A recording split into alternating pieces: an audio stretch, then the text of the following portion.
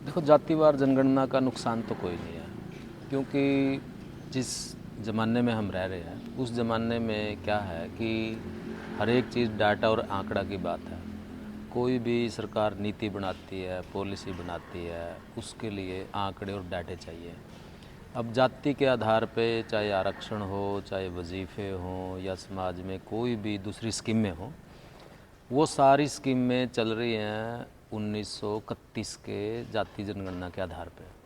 उसके बाद कोई जातिवार जनगणना हुई नहीं। उसमें सिर्फ जो जनगणनाएं हो रही हैं उसमें सिर्फ एससी और एसटी के तो आंकड़े इकट्ठे किए जाते हैं।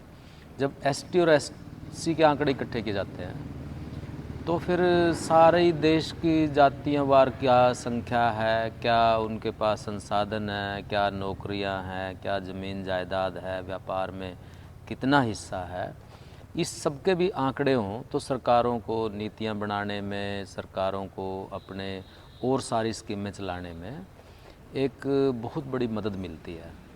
यदि हमारे पास आंकड़े ही नहीं होंगे, सरकार के पास आंकड़े नहीं होंगे, तो फिर कुछ भी आगे बढ़ नहीं सकता। इसलिए इसका नुकसान कोई नहीं है।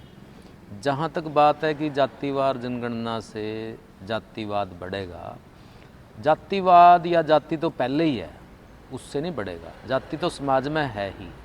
जाति के आधार पर राजनीति है, जाति के आधार पर और बहुत सारी चीज़ें हैं समाज में, सारी लोग जानते हैं, उस बात को छुपाने की कोई बात नहीं। जहाँ तक बात आरक्षण की है, अब तो कोई जाति बची नहीं हुई जिसको आरक्षण नहीं मिला हुआ। सारी जातियाँ जितनी भारत में हैं सबको आरक्षण मिला हुआ है। कोई भी जाति ये नहीं कह सकती कि वो आरक्षण से बाहर है। इसलिए आरक्षण का मुद्दा ये तो पुराना पड़ गया।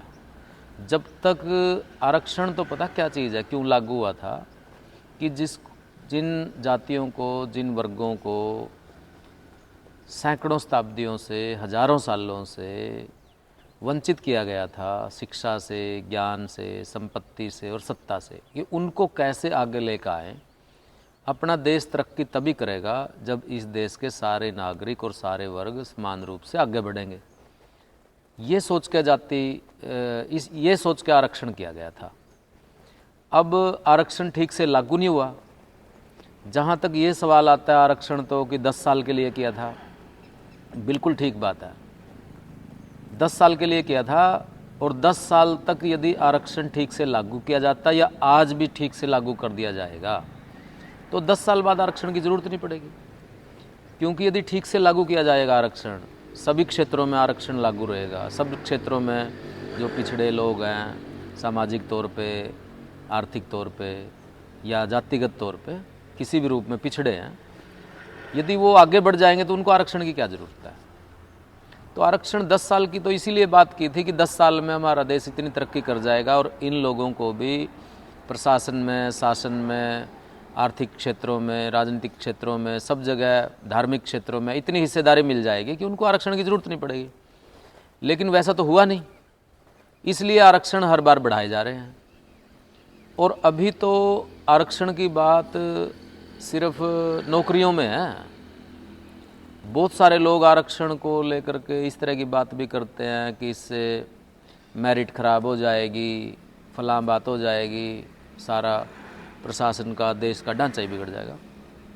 उनको भी पता है कि इस देश के अंदर जिस तरीके से भाई भतीजावाद के नाम पे और रिश्वत दे करके जिस तरह से अयोग्य लोगों को बड़े बड़े पद दिए जाते हैं, उसके बारे में कोई गुणवत्ता का सवाल उठाता नहीं, कोई मेरिट का सवाल उठाता नहीं।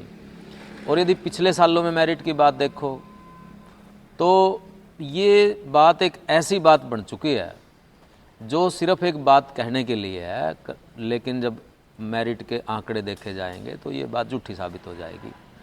इसलिए जातिवार जनगणना भी ज़रूरी है। आरक्षण में जो वर्ग रह गए हैं अभी उनको शामिल करना भी ज़रूरी है। और जो आरक्षण ख़त्म करने के नए नए तरीके अपनाए जा रहे हैं, चाहे निजीकरण के माध्यम से, चाहे और नियम कानून बना करके, उनको ठीक करना भी ज़रूरी है।